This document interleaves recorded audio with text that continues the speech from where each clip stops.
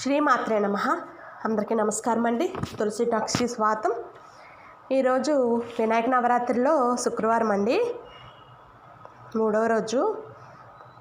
మా వినాయక మండపంలో కుంకుమ పూజలు ఈరోజు పెట్టారండి మా వాళ్ళు. ఆ కుంకుమ పూజ చాలా ప్రత్యేకంగా జరిగిందండి.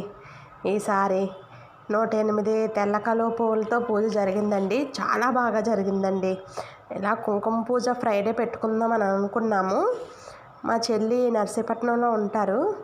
తను అక్కడ పువ్వులు తీసుకొని బస్కి పార్సిల్ ద్వారా ఆర్టీసీకి వేశారండి. చాలా నీట్గా వచ్చాయండి పువ్వులన్నీ కూడా థర్స్డే నైట్కి వచ్చేసాయి. బకెట్లో వాటర్ వేసి పెట్టేస్తే అన్నీ తెల్లవారేసరికి చాలా పెద్ద పువ్వులుగా విరబూసాయండి. పూజకు కూడా చుట్టుపక్కల వాళ్ళందరూ వచ్చారు. అందరికీ పువ్వులు ఇచ్చి అందరం పూజించుకున్నామండి. చాలా కన్నుల పండుగలా జరిగిందండి ఈరోజు కుంకుమ పూజ. ఇంక సాయంత్రం అయితే అందరం కలిసి లలితా సహస్రనామాలు పారాయణం చేసుకున్నాం సామూహికంగా వినాయక మండపంలోని. ఇంక నేను నక్షత్ర హారతికి అన్నీ సిద్ధం చేశానండి.